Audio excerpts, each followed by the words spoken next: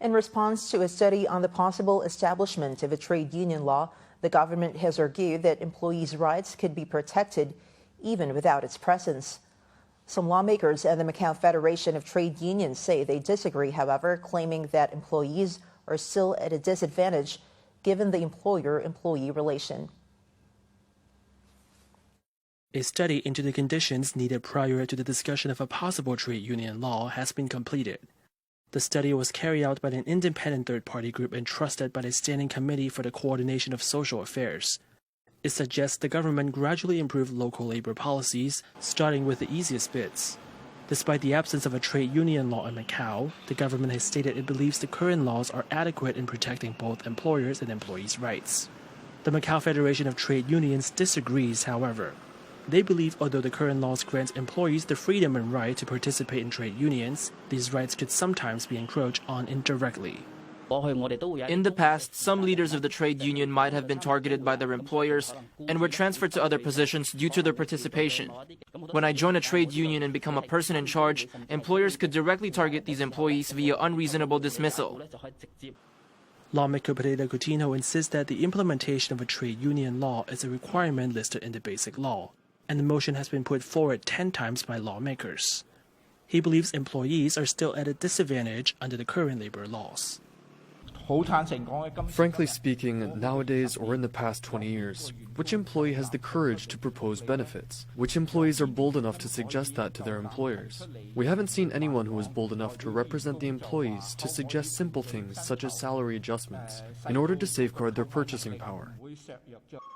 According to the survey result, 90% of the street interviewees have very little understandings of the possible trade union law.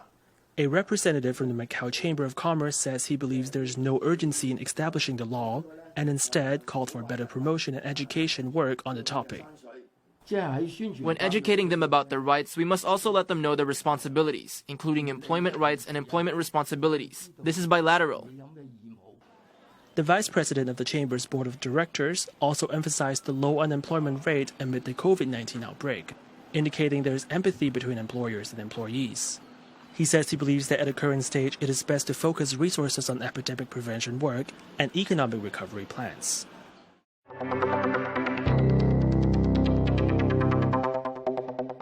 No more cases of COVID-19 were registered in Macau, and authorities say that the one patient in more critical condition is stable.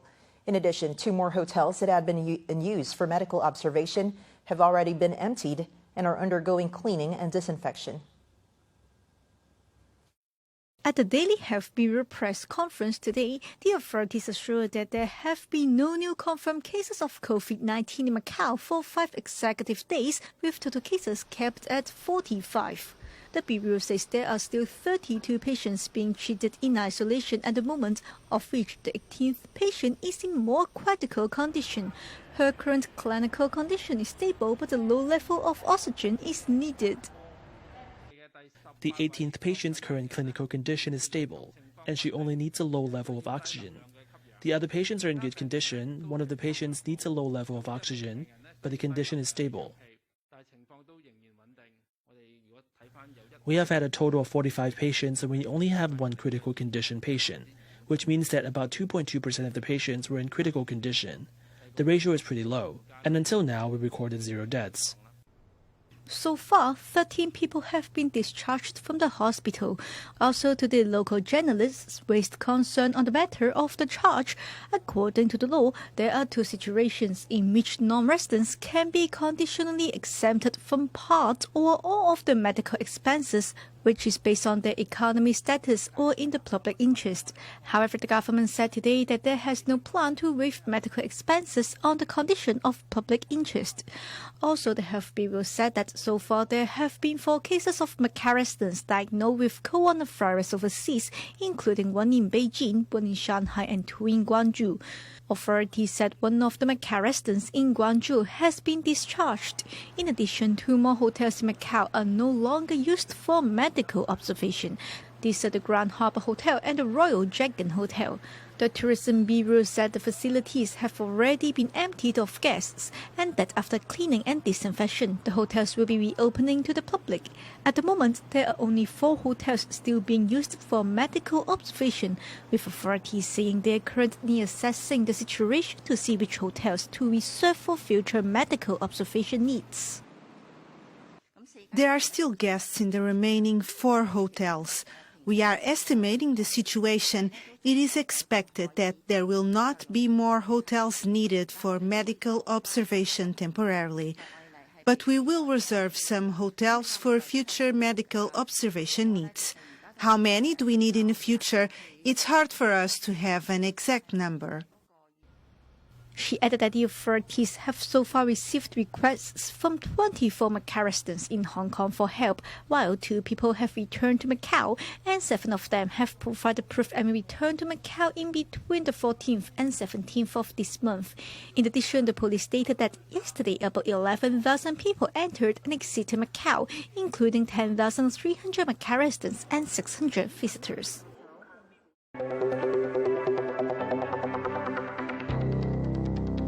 3 COVID-19 patients have been discharged this afternoon after testing negative twice.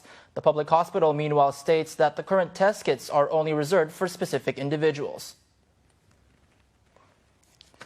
The 11th patient discharged is a 31-year-old Filipino non-resident worker. He returned to Macau from Manila on March 16 and was confirmed with the disease on the 18th.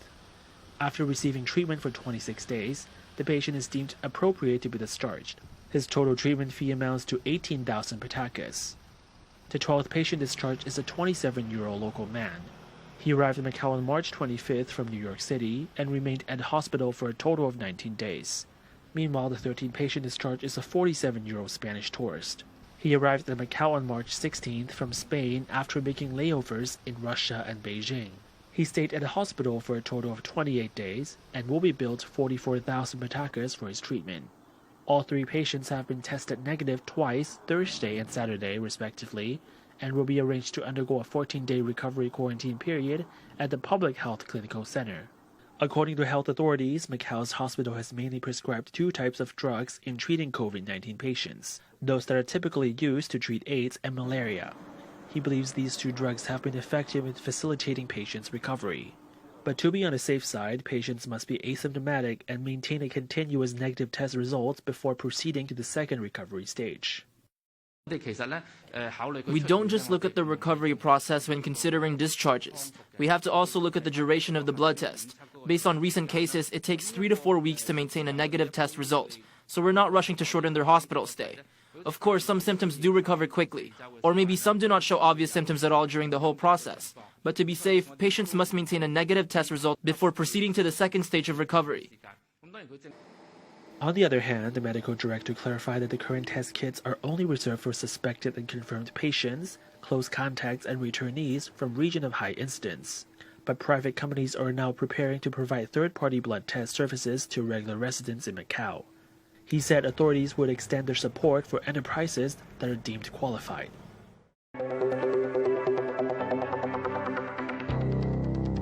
As many people's jobs are on the line due to the pandemic, the local labor union believes that the government should assist migrant workers in leaving Macau in order to prioritize jobs for local residents.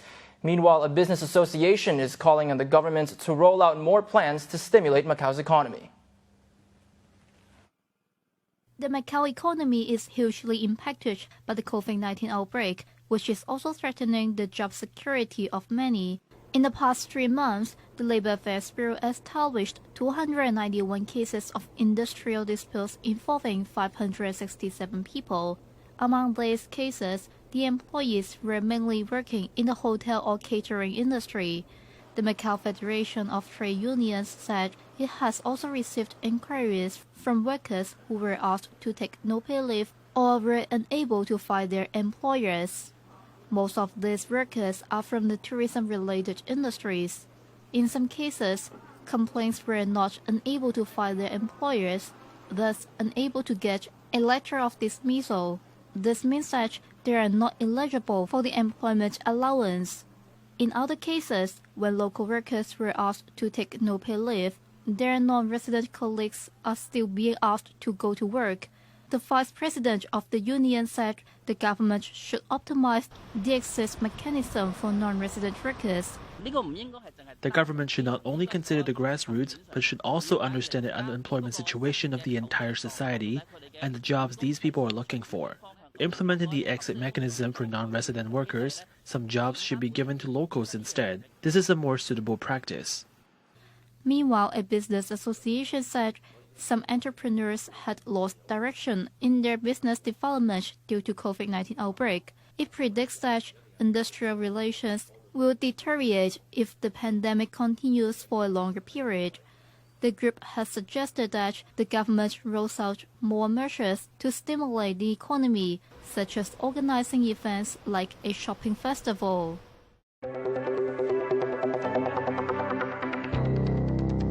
Some members of the Filipino community in Macau have organized another food distribution program to help stranded tourists in the city.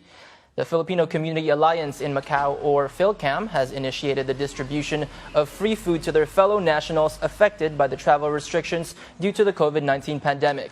60% of their beneficiaries are tourists, while the rest are workers who were asked to go on a forced leave without pay. They also gave out milk and diapers to at least 20 infants. The group has coordinated with other individuals and entrepreneurs, including Vino Veritas Macau. PhilCam is a non-governmental organization and has been involved in relief efforts during the COVID-19 crisis.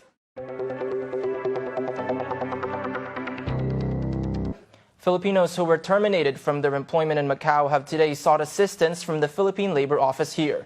This comes as the Philippine government previously announced financial assistance to Filipino overseas workers whose jobs were affected by the pandemic. Migrant workers are among those who are badly hit by the impact of the COVID-19 pandemic.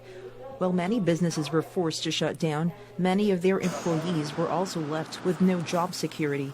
And now that many cities and regions in the Philippines are also under isolation, it will not be easy for these migrant workers to start a new life back home.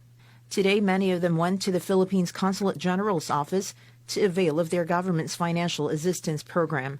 Those who have complete required documentation were told they'd avail of the $200 worth of cash assistance from the government. For many of them, this will be a great help to survive for now. One of my friends called to inform me that we have something to work on here for those people who lost their jobs. That's my friend's instruction, so we came here. What are you here for today? Just like everybody else, for the assistance. Do you think it's enough help for you? Of course, it will help us to get by with our immediate needs. Aside from cash, what else is the kind of help you need? It's really hard to find a job because in the Philippines and here, they are both under a lockdown, so this is a great help. The cash handout is enough to help us with the situation now. Whatever we receive will be a blessing. As of now, we cannot go back home yet, so we just have to bear with the situation. But are you willing to go home if a charter flight will be provided? Yes, to be with my family. But as of now, the situation in the Philippines is also difficult. And just when we're talking to the individuals, property management staff members tried to interrupt the interview and were telling the interviewees to refuse to talk to us. The TDM crew were also barred from entering the building, unlike before when there were no restrictions being imposed by the building's management. They were also asking our team to leave the area outside the building. TDM tried to reach out to the Consulate and Philippine Labor Office, but didn't receive a response to our queries.